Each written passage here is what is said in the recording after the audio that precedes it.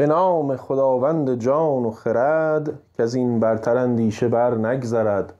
خداوند نام و خداوند جای، خداوند روزیده رهنمای، خداوند کیهان و گردان سپهر، فروزنده ماه و ناهید و مهر. سلام، من قاسم قربانی هستم و شما شنونده شهرنامه هستید.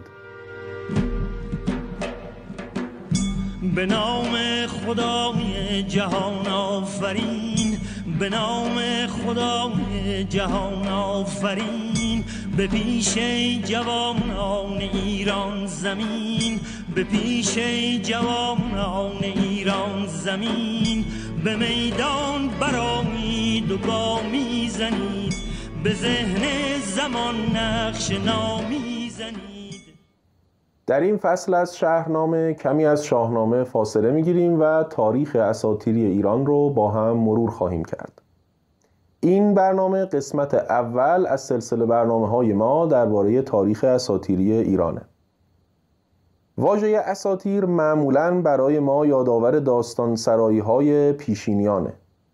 داستان‌هایی که برای غلبه بر ترس و ارضای روح کنجکاوانه بشر توسط انسان بدوی گفته شده و سینه به سینه و نسل به نسل معمولاً به صورت شفاهی روایت شده. در مقابل واژه تاریخ تداعی کننده اتفاقاتیه که واقعاً برای مردم یک سرزمین رخ داده. با این نگاه تاریخ‌های اساطیری سرشار از قوه تخیل و داستان سرایی هستند. قطعاً از نقطه نظر نگاه علمی و دقیق زمانه ما امکان نداره که جمشید زمین رو گسترده و وسیع کرده باشه و یا سیمرغ زال رو پروریده باشه. همینطور به هیچ عنوان امکان نداره که دوتا مار از دوش یک انسانی برویند و اون ماردوش 1000 سال بر جهان حکومت بکنه. در مقابل تاریخ واقعی به دنبال کشف اتفاقاتیه که واقعاً بر روی زمین رخ داده باشه. البته این به این معنی نیست که تاریخ‌های اسطوره‌ای هیچ ریشه‌ای در واقعیت نداشته باشن، اما ریشه‌های تاریخ‌های اساطیری اونقدر با تخیل و داستان در هم آمیختن که امکان تشخیص واقعی بودنشون عملاً وجود نداره یا خیلی محدوده. با چنین نگاهی مطالعه تاریخ‌های اساطیری میتونه مثل خوندن یک رمان جذاب و گیرا باشه و یا مثل هر قصه دیگری درس‌هایی برای زندگی ما در بر داشته باشه، اما چنین چیزی هرگز و به هیچ وجه مطالعه تاریخ نیست. خودم تک تک جملاتی رو که تا الان گفتم به هیچ وجه قبول ندارم، اما اگه شما از کسایی هستید که واقعا فکر میکنید تاریخ‌های اساطیری مثل رمانه، تا آخر این برنامه با ما همراه باشید تا ببینیم که تاریخ اسطوره‌ای چقدر توی زندگی همین الانمون، چه زندگی فردی و چه زندگی اجتماعی و سیاسی ما تأثیر گذاره. دوست داریم توی این قسمت در این باره صحبت بکنیم که تاریخ‌های اساطیری واقعاً زندگی و ذهنیت ما رو ساختند و در ابعاد مختلف اون تأثیر گذارند. پس تا آخر این برنامه با ما باشید تا ببینیم که تاریخ اساطیری چیه، با ما چه میکنه و چه تأثیری در زندگی ما داره.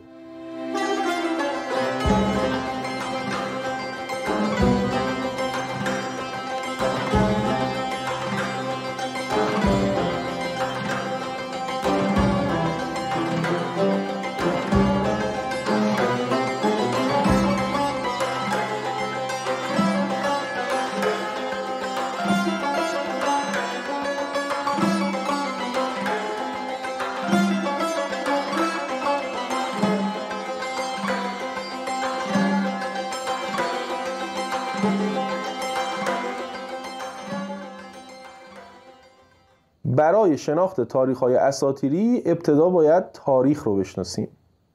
تلقی اولیه ما از تاریخ اینه که یه وقایعی در جهان اتفاق افتاده. مورخ با بررسی آثار و اقوال و نقل‌ها سعی میکنه اون چیزی رو که روی داده بشناسه و به ما معرفی بکنه.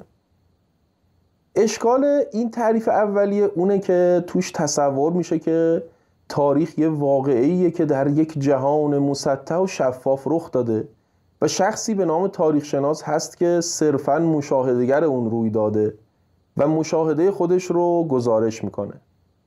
در حالی که نه رویدادهای تاریخی کاملا شفاف و مسطحن و نه روایتگران تاریخ مشاهدهگرانی بی‌طرف. توضیح اون که علوم رو از جهت نوع نگاهشون میشه به 2 دسته تقسیم کرد. دسته اول که میتونیم اسمشون رو دانش‌های ابجکتیو بگذاریم، به بررسی یک شیء یا یک پدیده میپردازن. این پدیده فارغ از اینکه چه کسی قصد شناسایی اونها رو داره و یا اصلا شناسنده‌ای در کار هست یا نه وجود داره و بررسی میشه. مثلا معمولا ما فکر میکنیم که دانش فیزیک توی این دسته از دانش‌ها قرار داره. چرا؟ چون که از نگاه ما ذرات ماده یک اموری هستن که توی جهان رفتارهایی دارن. این رفتار ربطی به این نداره که چه کسی داره اونها رو تماشا و مشاهده میکنه و یا اصلا مشاهدهگری هست یا نه.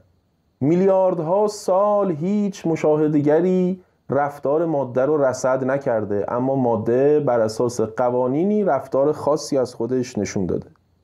کار فیزیکدان تنها و تنها مشاهده صرف این رفتارهاست و کشف قوانینی که حاکمه بر اونهاست. بنابراین فیزیک رو میشه یک دانش کاملا ابجکتیو دونست. البته اگر با فیزیک کوانتوم آشنایی داشته باشید میدونید که تک تک جملاتی که درباره فیزیک گفتم از نظر یه فیزیکدان امروزی کاملا بچگانه و سطحیه. از نظر فیزیک کوانتوم مشاهده صرف و مطلق اصلا امکان نداره، بلکه مشاهده خودش یه جور دخالت در بازیه و مشاهدهگر یه جور بازیگر.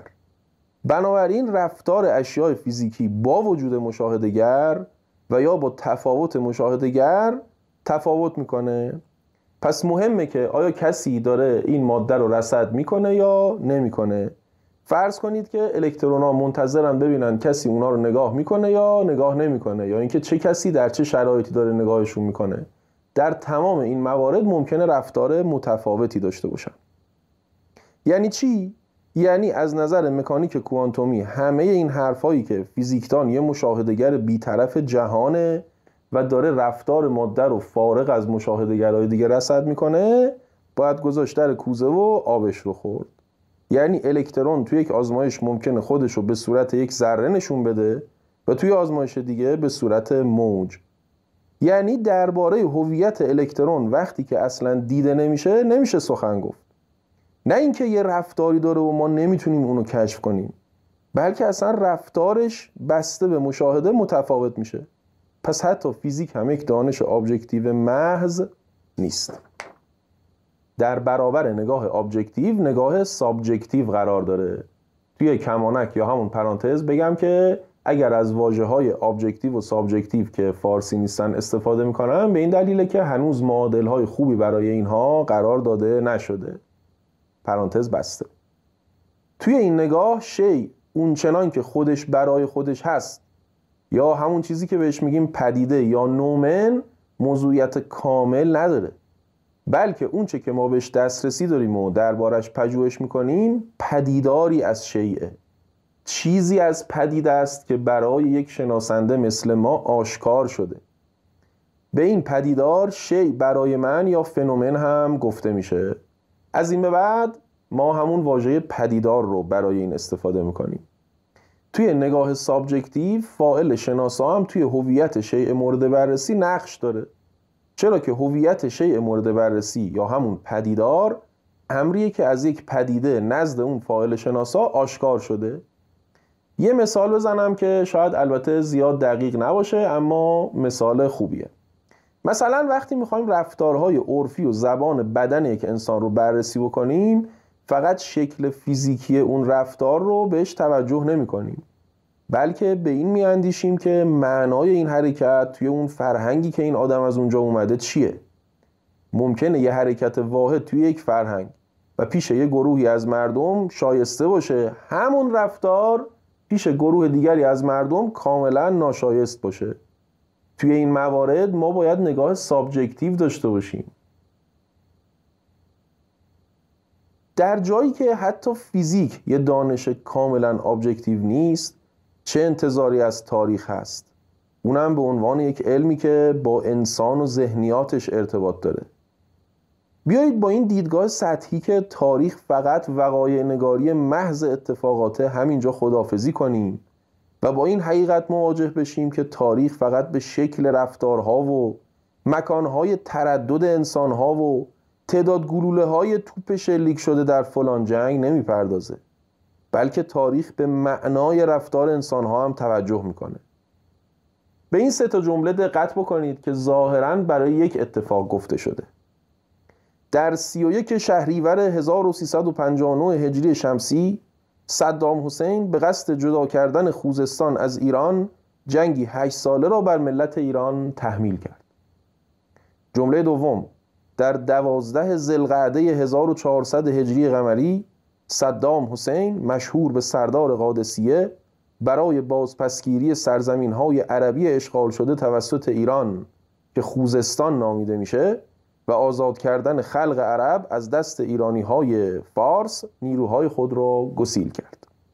جمله سوم، در 22 سپتامبر سال 1980 میلادی 2 کشور ایران و عراق وارد مخاصمات سرزمینی طولانی مدت شدند و پس از 8 سال زد و خورد به مرزهای پیشین خودشون بازگشتند.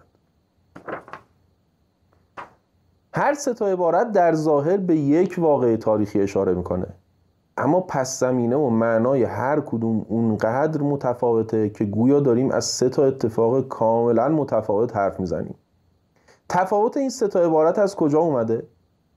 قطعاً این تفاوت توی تعداد گلوله های شلیک شده و نوع هواپیماهایی که به پرواز در اومده نیست، بلکه تفاوت در نگاه اون شخصیه که داره به این واقعه نگاه میکنه و در نسبت با دید و زندگی خودش داره اونها رو روایت میکنه.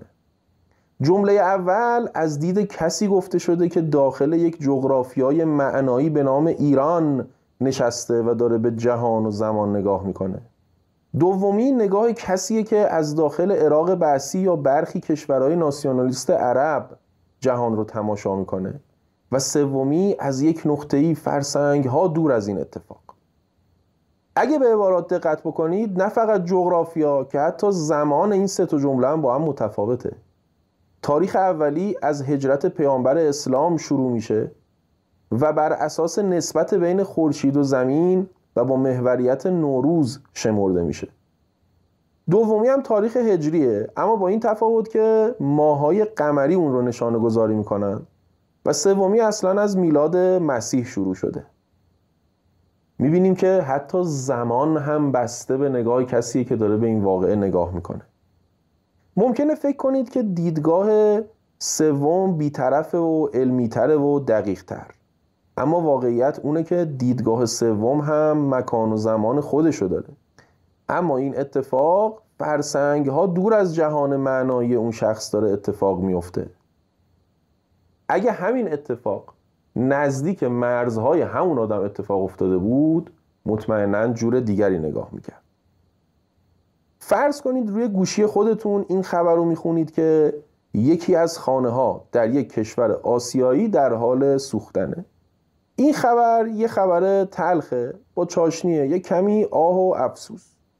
حالا فرض بکنید که وقتی خبر رو به صورت کامل میخونید ناگهان متوجه میشید که اون خونه در حال سوختن خونه شماست، خونه خود شما. آیا بازم توی این حالت عبارت سوختن یک خانه در کشوری آسیایی برای شما واقعیت رو داره توصیف میکنه؟ هرگز نه. اون چیزی که داره میسوزه خونه شماست و این واقعه برای شما یک معنایی داره که فقط شما و اهالی خونتون اونو درک میکنید.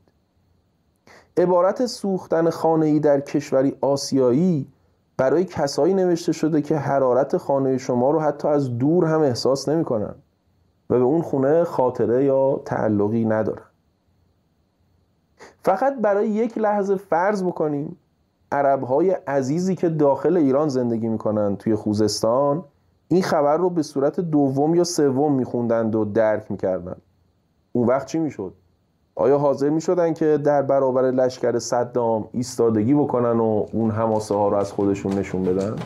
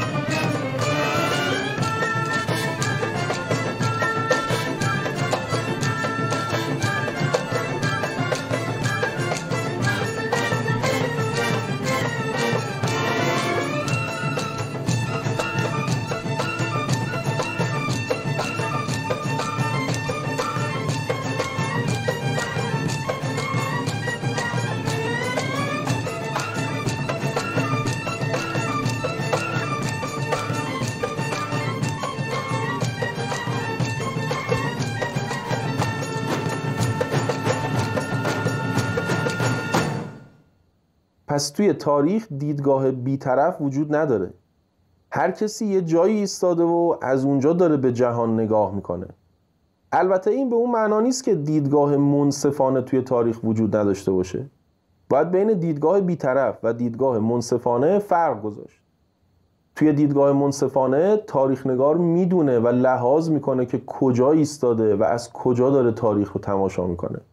حالا اینکه فرق بین دیدگاه منصفانه و دیدگاه بیطرفانه چیه، خودش ماجرای مفصله که باید یه جای دیگه ازش صحبت کرد.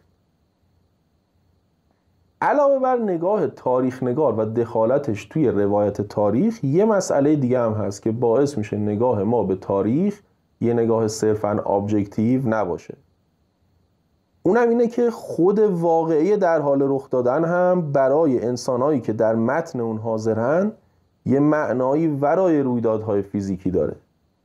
یعنی نه فقط تاریخ نگار و تماشاگر یه جایی ایستاده و یه نگاه مخصوص به خودش داره، بلکه بازیگری که داره روایت میشه هم معنا داره.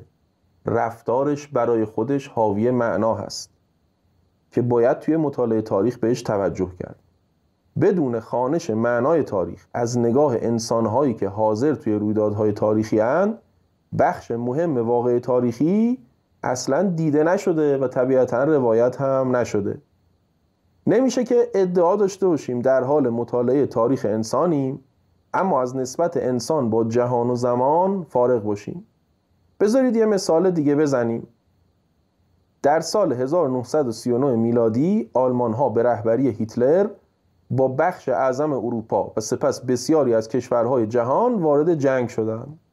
میلیون ها نفر در این جنگ کشته شدند و کشورهای زیادی ویران شد، در حدی که نظم سیاسی جهان وارد یک دوران جدید شد.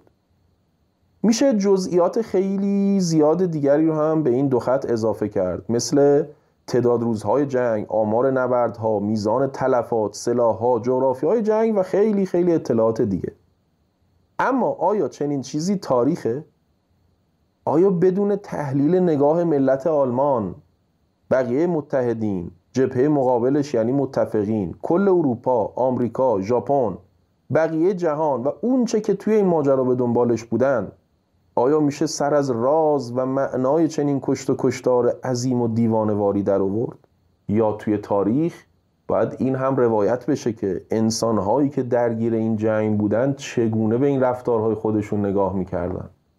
واقعاً آلمان هیتلری دنبال چی میگشت؟ رایش سوم یعنی چی؟ بقیه جهان دنبال چی بودن؟ اصلا چه مشکلی با هم داشتن؟ اینها چیزهایی که اگه توی تاریخ روایت نشه صرفاً یه جدول آماری بهمون ارائه شده. تا اینجا دیدیم که هم مشاهده کننده تاریخ مهمه، هم چیزی که داره مشاهده و بررسی میشه در نسبت با انسان و نگاهش معنا پیدا میکنه. جالبه بدونیم که دخالت انسان و نگاه انسان توی روایت تاریخ به این دوتا ختم نمیشه. یه نکته بسیار مهم دیگه هم هست که بعد از شنیدنش بهتره برای همیشه با اون نگاه اولیه به تاریخ خداحافظی بکنیم. فرض کنید شما میخواهید تاریخ ایران رو بنویسید. خیلی مقید هم هستید که تاریختون واقعی ترین تاریخ ممکن باشه. دقیقاً چه چیزی مینویسید؟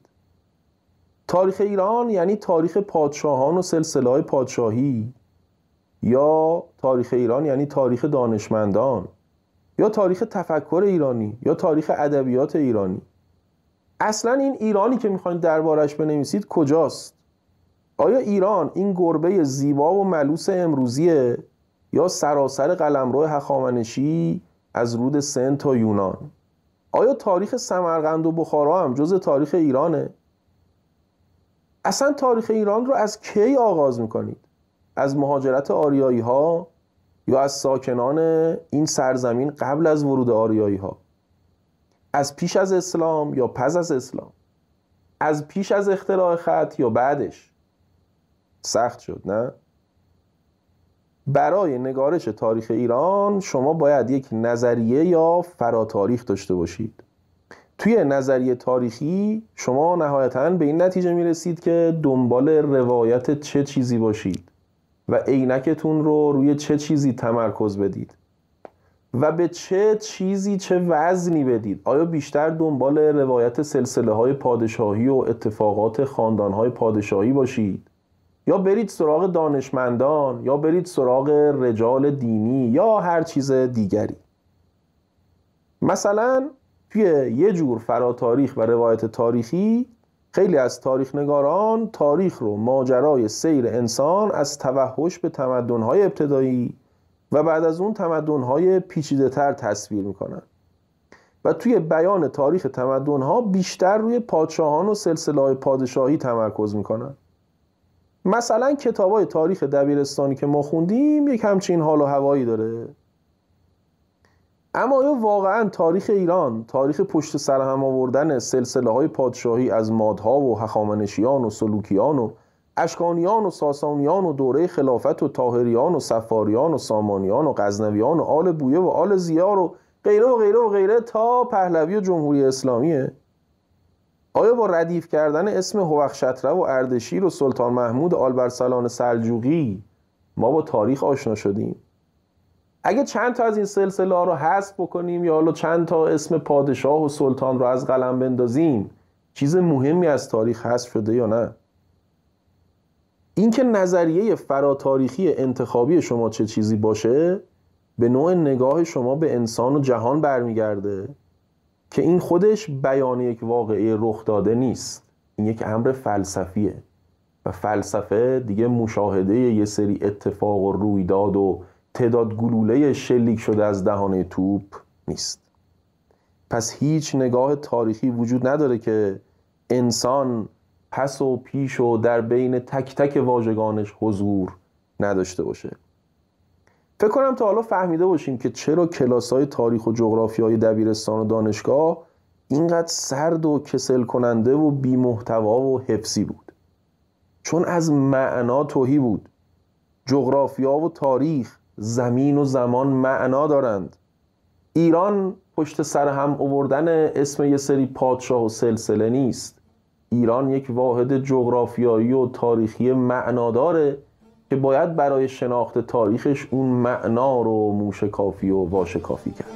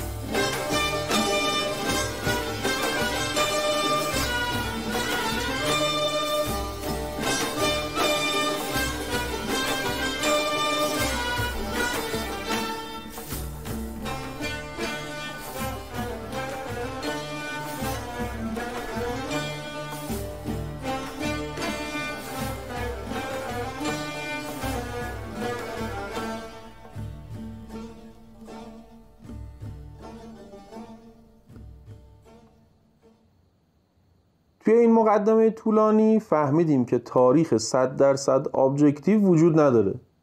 تاریخ 100% سابجکتیو هم دیگه تاریخ نیست، بیشتر یه جور افسانه و رویاست. پس به جای نگاه 0 و 1 با طیفی از تاریخ‌ها مواجهیم. هرچی که نگاه ما ابجکتیو تر باشه به تاریخ مورخانه نزدیک میشیم. تاریخ مورخانه همون تاریخیه که پژوهشگرای تاریخ توی کتابا و مقالات تاریخشون مینویسن. از طرف دیگه هرچی نگاه ما سابجکتیو تر باشه به انواع تاریخ‌های فرهنگی نزدیک میشیم. توی تاریخ‌های فرهنگی همونطور که از اسمش پیداست، بیش از اون که وقایع روی داده مهم باشند، ذهنیت و نگاه مردمی که اون هویت فرهنگی رو دارن اهمیت داره. تاریخ فرهنگی تاریخ از نگاه مردمه، به عنوان کسایی که دارن توی یک فرهنگ زندگی میکنن. از انواع مختلف تاریخ‌های فرهنگی میشه تاریخ دینی و تاریخ‌های اساطیری رو نام برد. این تاریخ‌های فرهنگی هستن که ذهنیت اهل یک فرهنگ و هویت اونا رو مشخص میکنه. تاریخ فرهنگی شکل دهنده یک من جمعی برای گروهی از انسان هاست. این خود جمعی شکل گرفته باعث میشه که دو تا آدم که توی دو تا نقطه جغرافیایی و تاریخی متفاوت قرار گرفتن و اصلاً همدیگر رو ندیدن، احساسات، رؤیاها، شادی‌ها و غم‌های مشترک داشته باشن. به احتمال قوی همه شنوندگان این برنامه از شنیدن ماجرای حمله مغول به ایران صدها سال پیش و ریختن خون اهالی بخارا ناراحت میشن، در حالی که توی اون سالها هیچ کدوم از ما زنده نبودیم. حتی بخارا الان جز سرزمین‌های ایران حساب نمیشه. همینطور هممون از مقاومت سلطان جلال الدین خوارزمشاه در برابر مغول‌ها احساس غرور میکنیم، در حالی که نه جلال الدینی دیگه در کاره و نه خوارزم در محدوده ایران امروزه. احتمالاً بسیاری از ماها همدیگر رو تا پایان دوره زندگیمون توی این جهان ملاقات نمی کنیم. اما به خاطر تعلق به یک من جمعی که از اون با واژه ایرانی یاد می کنیم، غم‌ها، شادی‌ها، رؤیاها و آرمان‌های مشترکی داریم. هممون از برد تیم ملیمون خوشحال میشیم، از باختش ناراحت میشیم. توی شادی‌های ملی بیرون میریزیم و خوشحالی میکنیم، توی ناراحتی‌ها و غم‌های ملی با همدیگه همدردی میکنیم. در برابر این من جمعی شکل گرفته دیگری قرار میگیره. این دیگری ممکنه دوست، رقیب یا دشمن من فرهنگی جمعی باشه. وجود این دیگری هم به شدت وابسته به تاریخ فرهنگیه. بذارید با یه مثال روشن بیشتر به توصیف این مسئله بپردازیم. آریایی هایی که از سرزمین های شمالی وارد خراسان کهن شدن تا یک مدت زیادی احساس پیوند حول یک من مشترک داشتن.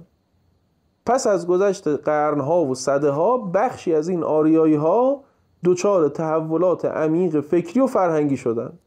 این تحول اونقدر عمیق بود که اون بخش از آریایی های شرقی که این تحول رو برنتافتن دیگه نمیتونستن بخشی از این من جدید باشن. از این رو بدل به دیگری شدن. تبدیل جزئی از من دیروز به دیگری امروز در اسطوره ایرج خودش رو نشون داده. فریدون جهان رو به 3 بخش تقسیم میکنه و این 3 بخش رو بین پسراش تقسیم میکنه. قسمت شرقی رو به تور، قسمت میانی رو به ایرج و قسمت غربی رو به سلم میبخشه. این داستان اسطوره‌ای بیان داستانوار و تمثیلی تشکیل 3 هویت و 3 من جدید از دل من واحد دیروزیه. تورانیان که توی قسمت تور زندگی میکردن در واقع همون آریایی های برادر دیروزی بودن که تحول فکری و معنوی ایرانیان مرکز رو نپذیرفتن و از این به بعد به عنوان دیگری در برابر این من جدید قرار گرفتن. داخل کمانک یا همون پرانتز اینو بگیم، بسیاری به اشتباه گمان میکنن که تورانیان اساطیر ایران و شاهنامه همون اقوام ترک ساکن آسیای میانه هستند و جنگای ایران و توران رو بازتاب جنگ میان ایرانی ها و اون اقوام ترک تصور میکنن. برخی از هموطنان ترک زبان ما هم با همین تصور غلط گاهی شاهنامه رو میسوزونن به این تصور که شاهنامه ترک ستیزه، غافل از این که این اسطوره ها خیلی دیرپاتر از ظهور و برخورد اقوام ترک با ایرانی هاست. تورانیان به صورت واضحی دسته ای از همون آریایی ها هستند که تفکرات جدید ظهور کرده در بین ایرانیان رو نپذیرفتند. درباره این اختلاف به وجود اومده به هنگام توضیح واژه دیو بیشتر سخن میگیم. ایرانیان جدید دیو رو دشمن انگاشتند. حالون که در نگاه برادران دیروز و دشمنان امروز دیوان برترین گروه خدایان بودند. در توصیف شاهنامه از اسطوره ایرج به صورت واضحی تور برادر پیکارجو و متحور خود ایرجه و جد اعلای تورانیان. پس پادشاهان تورانی، چه تور، چه پشنگ، چه افراسیاب، همه از نژاد فریدونن و حتی تبارشون به خاطر ارتباط با فریدون از تبار پادشاهان کیانی ایران مثل کیقوباد و کیکاووس برتر محسوب میشه. اینجاست که میتونیم به وضوح ببینیم انگاره های ناپیدای فرهنگی حتی بر نژاد هم غلبه میکنه و تعریف از خود و دیگری رو فارغ از نژاد تحت تأثیر قرار میده.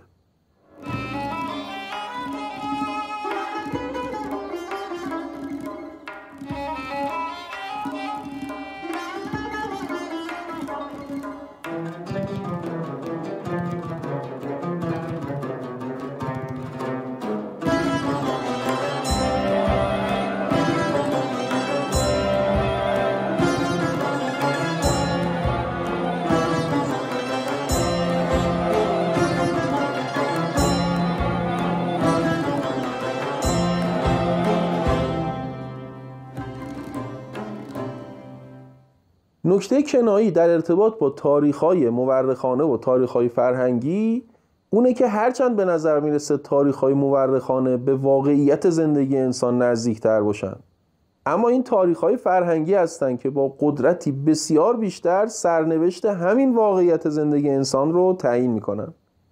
روایت‌های تاریخ‌های واقعی حتی اگر میخوان روی زندگی انسان تأثیر بذارن، ابتدا باید تبدیل به تاریخ فرهنگی بشن و از اون طریق توی زندگی انسان نقش آفرینی کنن.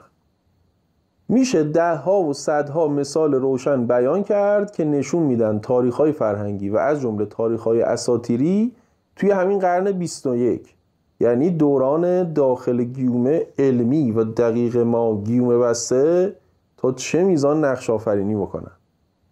از بین همه این نمونه ها من 4 تا نمونه رو انتخاب کردم که همین الان در حالی که دارید صدای من رو میشنوید خیلی بیشتر از شنیدن این صوت که انگار واقعیه توی زندگی واقعی ما تأثیر گذاره. نمونه اول، این نمونه رو قصد نداشتم که توی این شماره از برنامه بهش بپردازم، ولی به خاطر اتفاقات روزهای اخیر بهتر دیدم که بهش بپردازیم.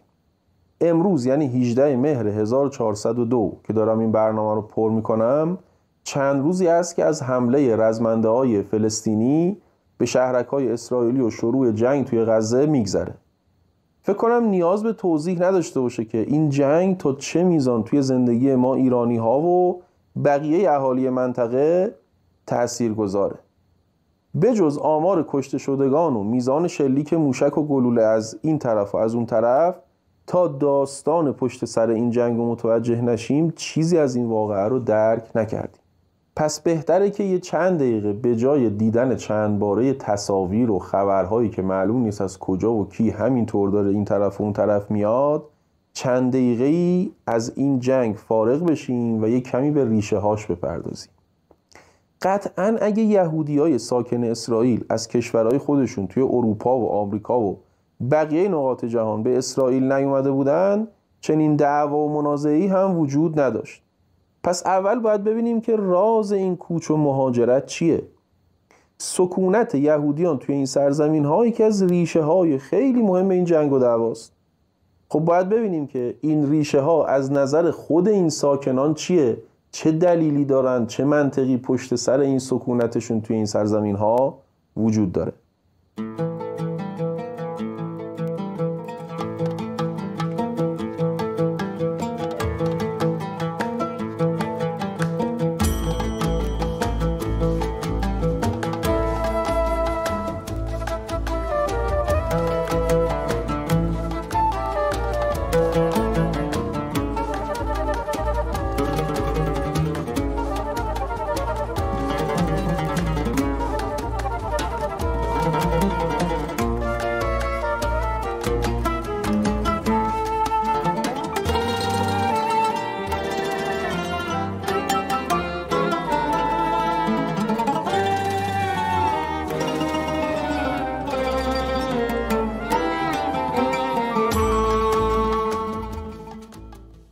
سکونت یهودیان توی سرزمین‌های اسرائیل یک ارتباط وثیق داره با روایت‌هایی که توی تورات و عهد عتیق اومده.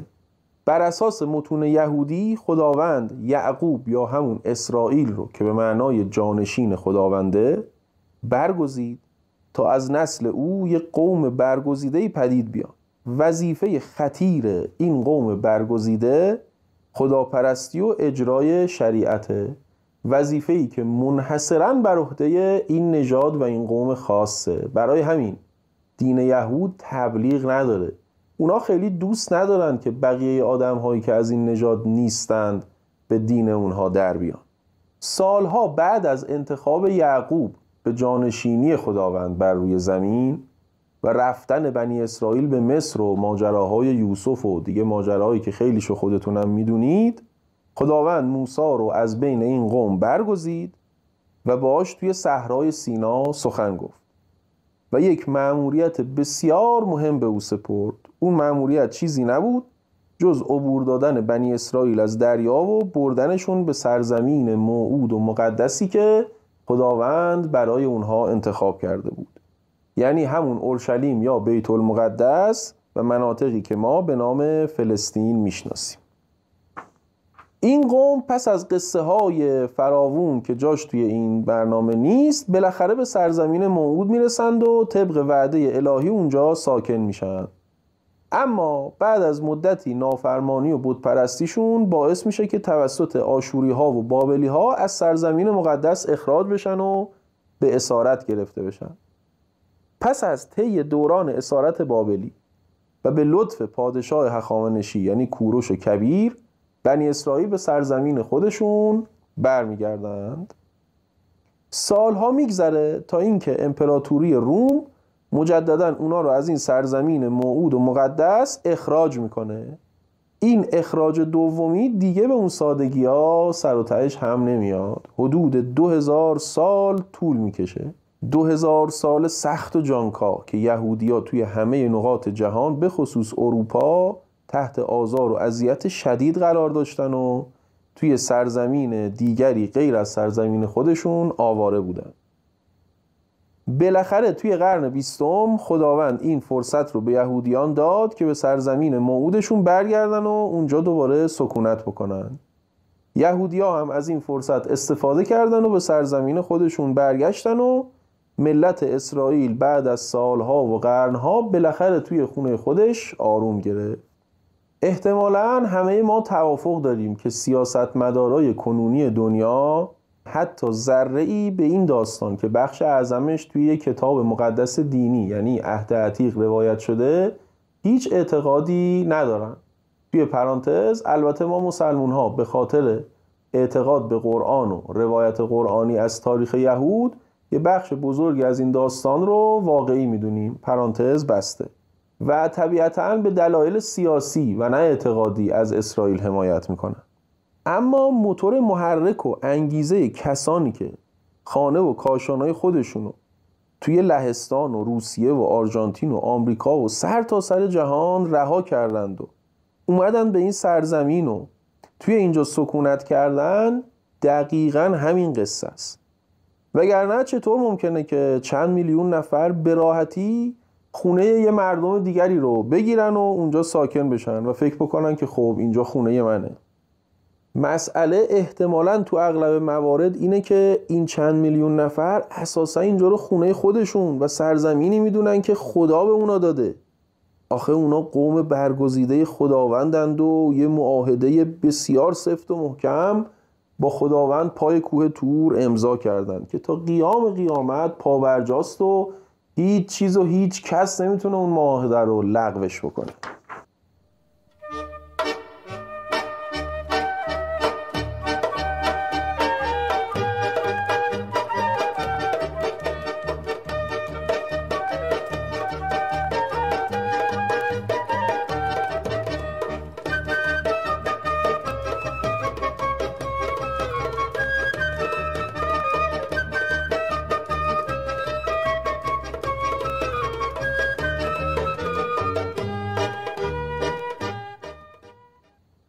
تا اینجا ما یک هویت جمعی، یک من جمعی رو معرفی کردیم که بر اساس یک قصه بنیانی که توی تورات و کتب عهد عتیق روایت شده شکل گرفته و دور هم جمع شده.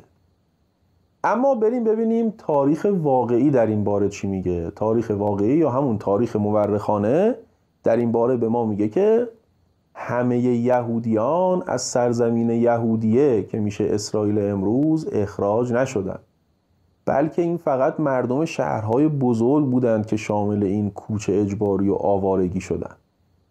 مردم شهرهای کوچیک و روستاها همچنان توی یهودیه باقی موندن.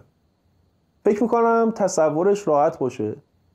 سپاه روم، اونم 2000 سال پیش، چطور میتونسته کل مردم یه سرزمین توی روستاهای دور، توی شهرهای کوچیک رو جمع بکنه و از اون سرزمین ببره بیرون و یک سرزمین رو با اون وسعت از کل مردمش خالی بکنه. همین امروز اسرائیل 75 سال میخواد این کار رو بکنه و موفق نشده با همه تشکیلات و ارتش و تجهیزاتی که داره. پس مردم شهرهای کوچیک و روستاها که یهودی بودن همچنان توی اون منطقه موندن، اما به خاطر اینکه نخبگانشون کوچونده شده بودن کم کم توی فرهنگ‌های ملت‌های دیگه هضم شدن. از جمله بعد از اینکه اسلام به این سرزمین‌ها اومد، یهودیان سابق که دیگه اون هویت یهودیشون رو که بر اساس اون قصه بنا شده بود فراموش کرده بودن، مسلمون شدن و به این فرهنگ جدید پیوستن. این چیز خیلی عجیبی نیست. ما میتونیم شبیه این رو توی ملت‌های اطرافمون ببینیم. الان مردم زیادی توی شمال آفریقا، توی مصر، توی لیبی، توی غرب آسیا، توی سوریه، توی لبنان خودشون رو عرب میدونن، در حالی که نژاد اونها اصلاً عربی نیست. در واقع اینها مردمی بودند که وقتی فرهنگ اسلامی و عربی بر اونها مسلط شد، فرهنگ‌های گذشته خودشون رو فراموش کردن و به عنوان مغلوبانی که تحت سلطه و غلبه یک فرهنگ جدید قرار گرفته خودشون رو جزء اون فرهنگ غالب حساب کردن و الان تصور میکنن که عرب هستن. همین اتفاق درباره مردم سابقا یهودی فلسطین هم میفته و اونها تصور میکنن که عرب هستند و مسلمان، در حالی که هسته اصلی یهودی های به لحاظ نژادی متعلق به فرزندان حضرت ابراهیم همین ساکنان کنونی فلسطین هستند، همون هایی که بهشون گفته میشه اعراب. طنز تلخ تاریخ اینجاست که به احتمال زیاد اهالی غزه و بسیاری از فلسطینی‌ها فرزندان همون یهودی‌های 2000 سال پیشن که به مرور هویت‌های تاریخی فرهنگی جدیدی پیدا کردن. حالا دیگرانی از اروپا و بقیه جاهای دنیا اومدن و تصور میکنن که یهودیان و بر اساس اون قصه خونه‌های اینها رو تصاحب میکنن. غلبه تاریخ فرهنگی بر تاریخ واقعی همیشه هم جالب نیست، گاهی هم مثل این قصه خیلی تلخه.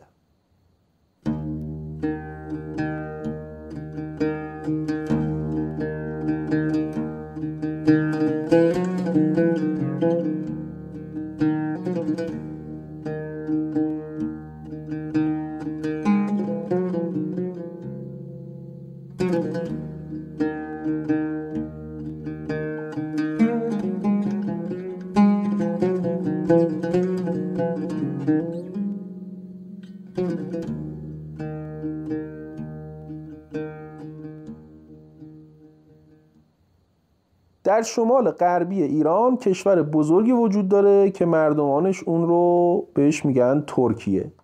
ترکیه یعنی سرزمین مردم ترک. همینطور در شمال رود ارس یک کشور دیگه ای است که بهش میگن آذربایجان و پایتختش هم شهر باکو یا همون بادکوبه خودمونه.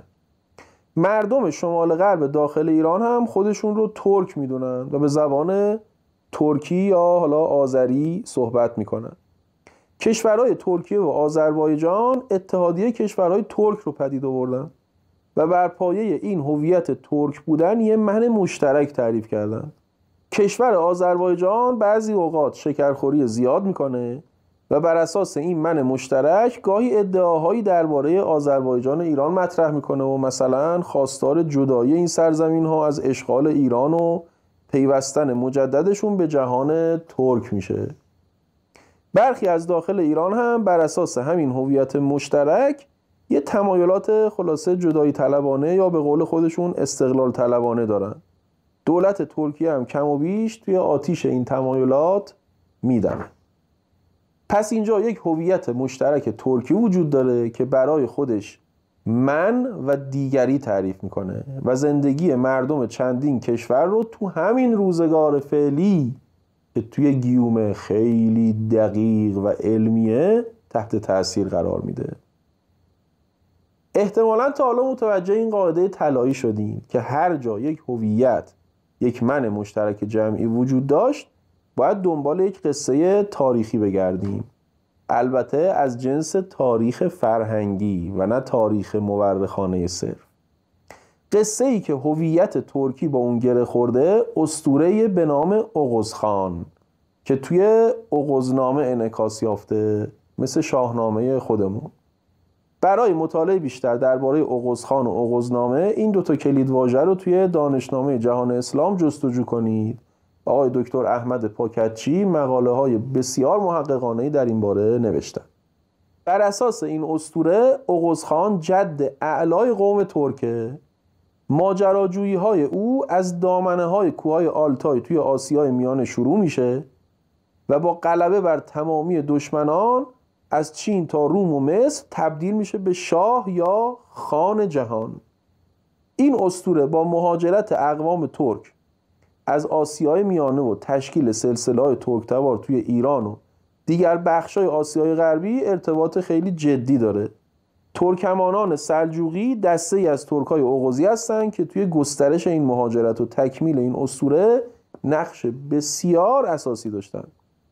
به طور خلاصه اگه امروز از مردم ترکیه داستان محوری هویتشون پرسیده بشه، احتمالاً پاسخشون یه چیزیه توی این مایه ها.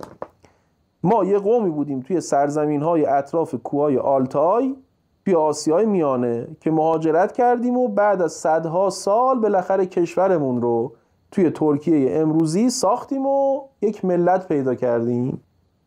مردم کشور آذربایجان و برخی از اون آذربایجانی‌های ایران عزیز بر همین اساس خودشون رو متعلق و یا در همسایگی این من مشترک ترکی می‌بینن.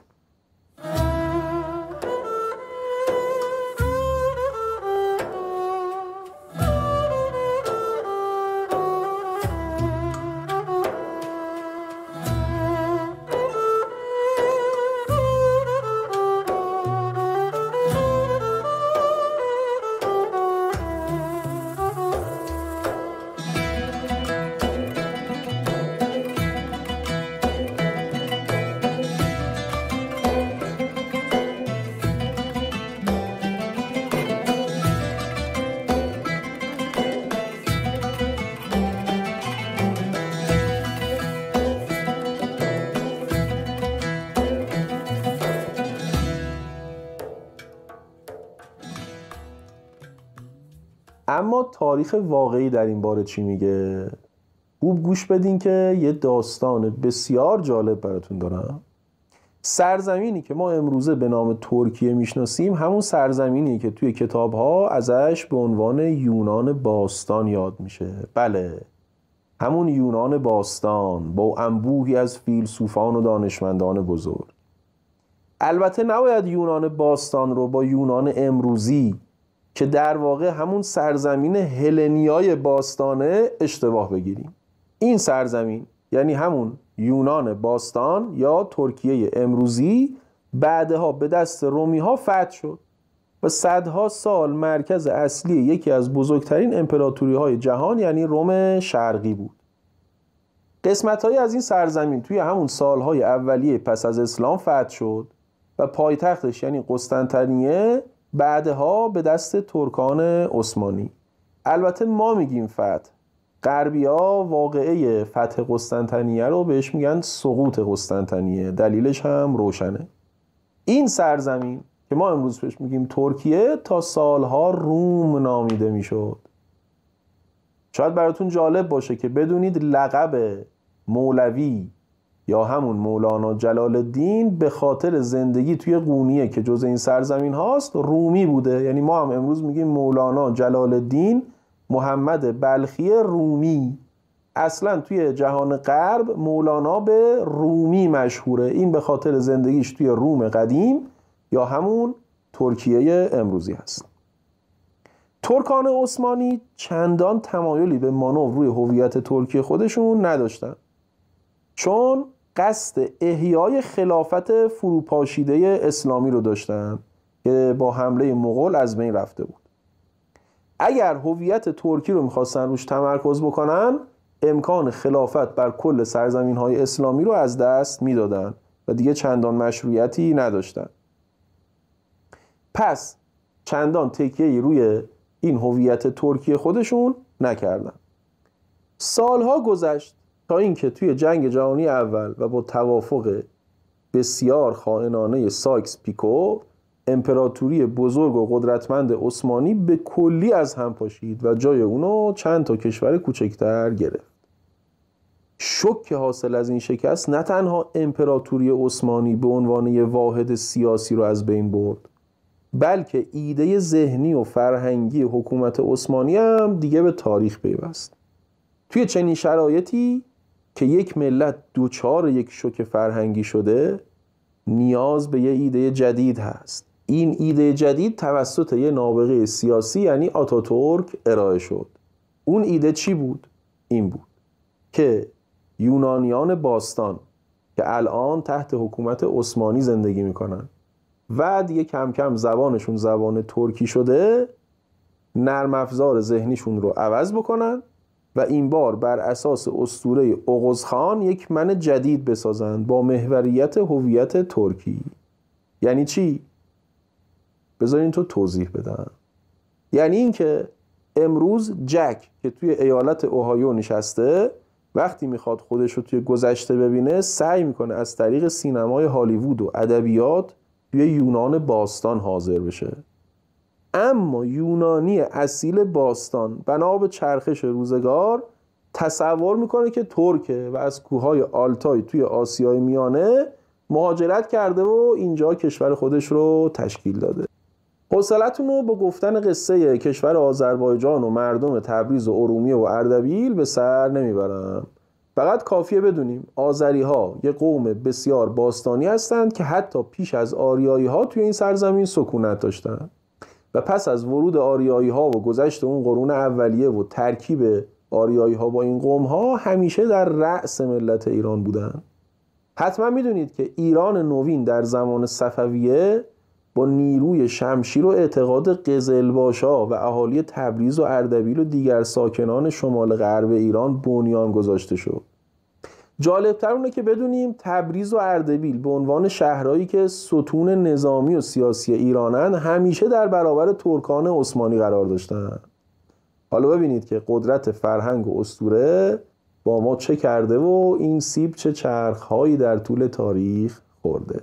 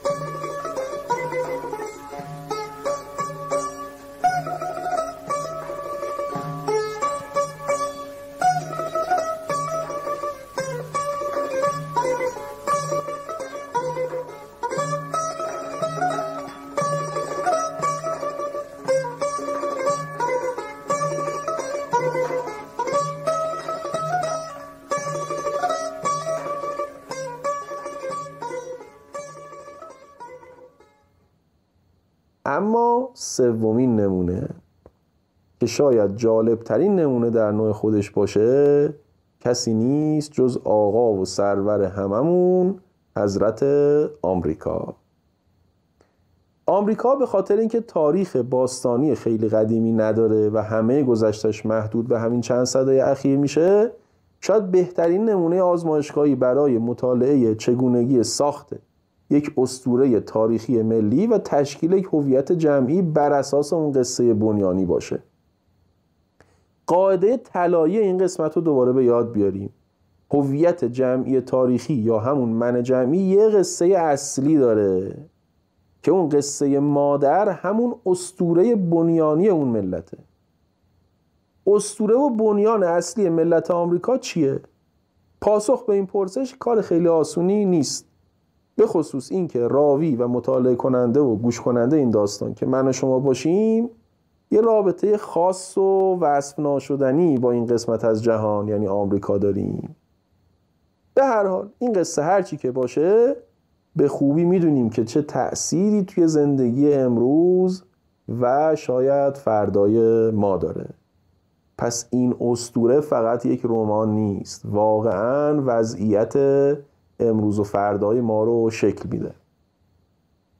اون چه که درباره آمریکا میخوام بگم فقط یه روایت از یه زاویه خاصه که البته درسته که به برخی از اساسی ترین ریشه های هویت آمریکایی اشاره میکنه، اما ناقصه و به هر حال با چند دقیقه قابل جمع‌بندی نیست.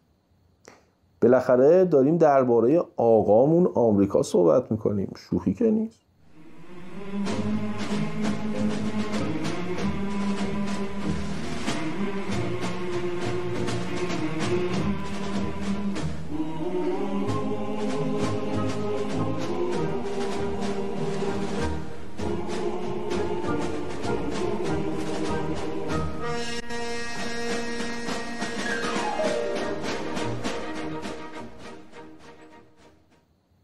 اما داستان آمریکا توی سال 1492 کریستوف کلمب که برای رسیدن به شرق یعنی هند به خاطر کروی بودن زمین به سمت غرب رفته بود که بالاخره برسه به شرق، به سرزمین‌های جدید و بکری رسید. البته اسم این سرزمین‌های جدید یعنی آمریکا از اسم یک کاشف دیگه گرفته شده به نام آمریکو وسپوچی که چند سال بعد از کریستوف کلمب اونم میخواست بره به شرق که رفت به طرف غرب که برسه به شرق، ولی سر از آمریکا در آورد و متوجه شد که یک سرزمین جدیدی رو کشف کرده. این آقای آمریکو وسپوچی اینقدر نقشه های جدید و تر و تمیز از اینجا تهیه کرد و فرستاد توی منابع و کتابخونه های غربی که اصلا اسم این سرزمین جدید تبدیل شد به آمریکا. البته دهه ها و حتی یکی دو سده طول کشید تا اروپایی‌ها متوجه شدن که این سرزمین تازه کشف شده یه جزیره کوچولی بی اهمیت نیست، بلکه به معنای واقعی کلمه اونا یک دنیای جدیدی رو کشف کردن. یک دنیای جدید پر از منابع طبیعی، آب، معادن، جنگل‌ها و فرصت‌های بیشمار. مثل این میموند که خداوند یک کره زمین دیگر رو به اینها داده.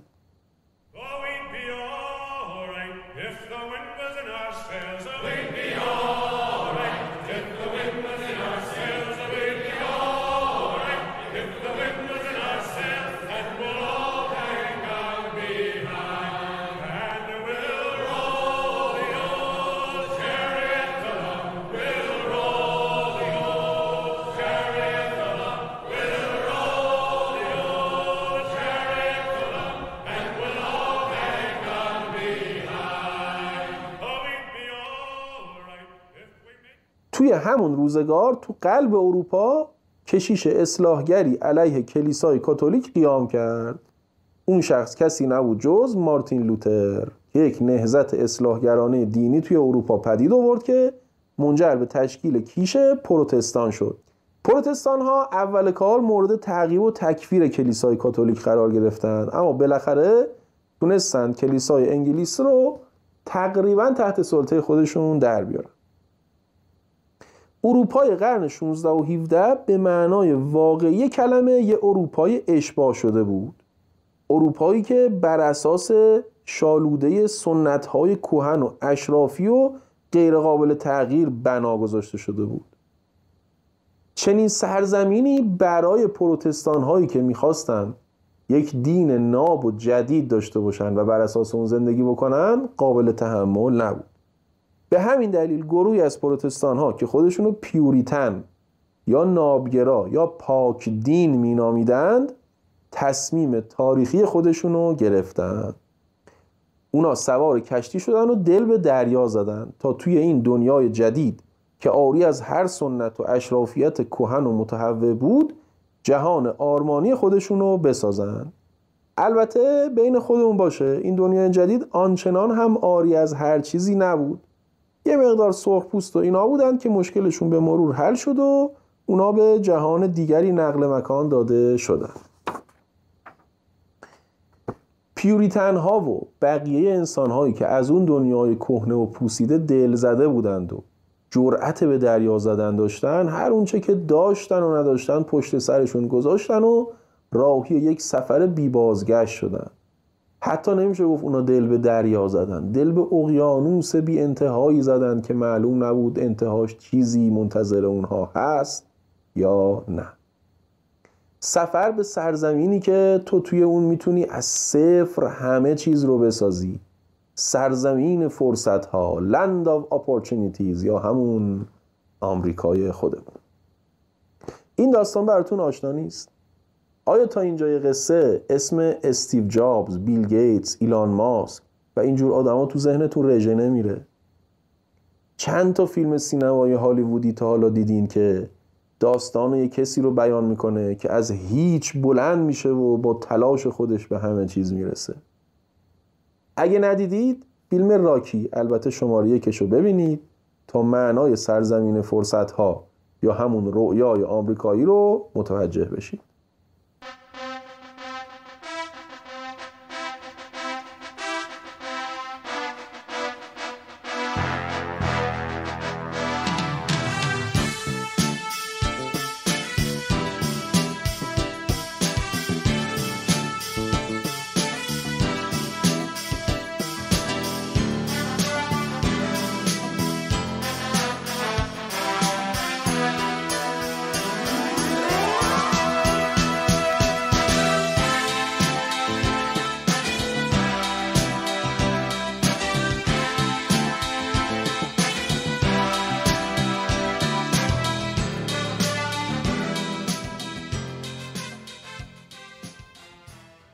از اونجایی که هیچ سنت متعفنی توی این سرزمین نو وجود نداشت، مردم کم کم یاد گرفتن بر اساس آزادی و قانون با هم زندگی کنن. توی اینجا نه شاهی بود، نه پرنسی بود، نه پرنسسی بود، نه خانی بود. برای همین مثل آدمای عاقل دور هم نشستن و یک کشور جمهوری تشکیل دادن. اونا خیلی زود علیه استعمارگرای انگلیسی انقلاب کردن و انقلاب آزادی خواهانشون الهام بخش مردم اروپا و به خصوص مردم فرانسه برای انقلاب کبیر فرانسه شد. فکر نکنید که آمریکا یک شبه احساس کرد که وظیفه داره آزادی و دموکراسی رو به همه جای دنیا از جمله ویتنام و عراق و افغانستان و بقیه جا صادر کنه. آمریکا یه جورایی خودش پدید آورنده جمهوریت و حکمرانی قانون توی دنیای جدید بود. این قصه جزء لاینفک هویت آمریکاییه و باید توی ذهنیت آمریکایی پایدار و زنده باشه. نام آمریکا همونطور که توی این قصه مشخصه با ماجراجویی و ریسک کردن و خطر کردن پیوند خورده. لاس وگاس و کازینوهای شکوهمندش صورت نمادین و تمثیلی قدرت ریسک کردن آمریکاییه. جایی که رویای از هیچ شروع کردن و به همه چیز رسیدن تحقق پیدا میکنه. برای همینه که کازینوهای لاس وگاس معنا دارن و آدم با یه حس تحسینی بهشون نگاه میکنه. اما اگه همین کازینو رو حتی شیکترش رو توی امارات یا سعودی یا این کشورهای حاشیه خلیج بسازیم، کاملا تهوع آورن و خالی از معنا. قهرمان آمریکایی یه هدفی داره که تحت هر شرایطی باید بهش برسه. اون مثل اروپای پیر و کهنه فلسفه ورزی نمیکنه، بلکه مرد عمله و بار سنگین مسئولیتش رو به دوش میکشه. حتی اگه لازم باشه برای غلبه بر شر به همون نیروی شیطان مجهز میشه و ملامت همه رو به جون میخره. خداوکیلی چند تا فیلم سینمایی دیدید که قهرمان فیلم برای چیره شدن بر شر قانون رو زیر پا میذاره و یا خودش از شیوه های شیطانی استفاده میکنه؟ قهرمان های آمریکایی هم باید با پلیس بجنگن، هم با اون آدم بده. چرا؟ چون که اون بد رو به جون خودش میخره تا جهان رو از شر بدتر نجات بده. ما قرقروهای جهان همیشه به این قهرمان به خاطر بمبای اتم هیروشیما و ناکازاکی و جنگ ویتنام و عراق و افغانستان و اینجور چیزها بی احترامی میکنیم، غافل از اینکه غر زدن راحته، اما وسط میدون بودن و بار مسئولیت رو به دوش کشیدن کار سختیه. ما کار بد آمریکا رو دیدیم، اما بدتری که آمریکا به خاطر جلوگیری از اون بدتر دست به بد زده و خودش رو رسوا و بدنام کرده هرگز ندیدیم. ما فقط کشته های هیروشیما و ناکازاکی رو میشمریم، در حالی که اگه بمبای آمریکا نبود تعداد بیشتری آدم کشته میشدن.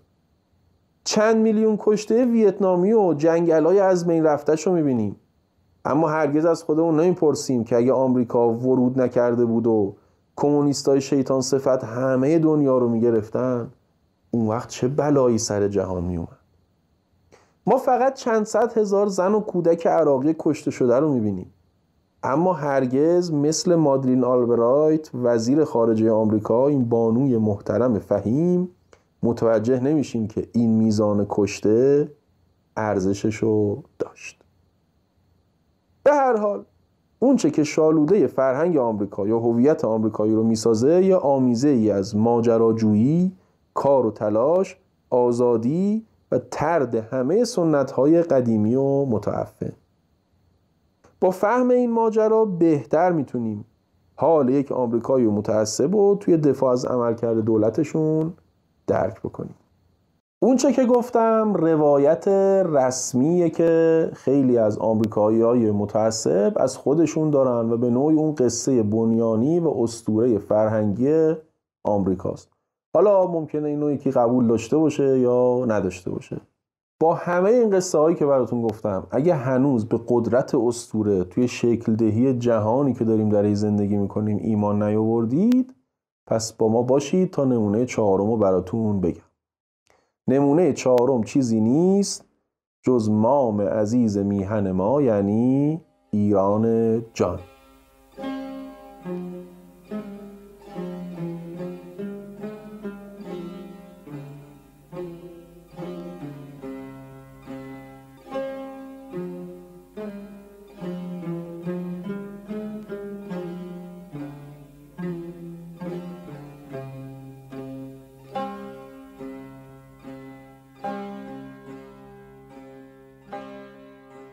اگه فکر کردید که با چند دقیقه داستان ایران رو سرهم بندی میکنم و میتونید بعد از چند دقیقه گوش دادن این برنامه یه نفس راحتی بکشید که خب ایران رو هم شناختیم، سخت در اشتباهی.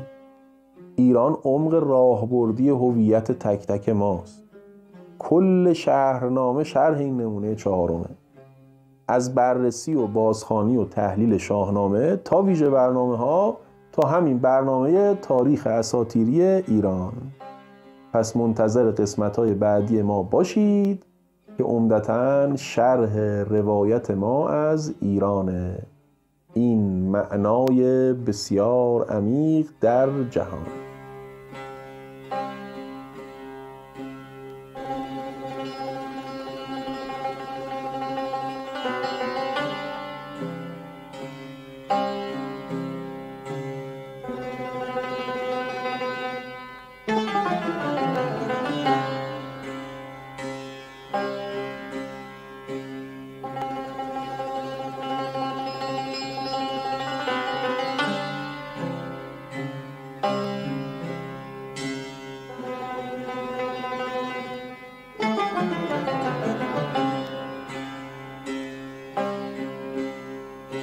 اون چه که شنیدید قسمت اول از ویژه برنامه تاریخ اساطیری ایران بود.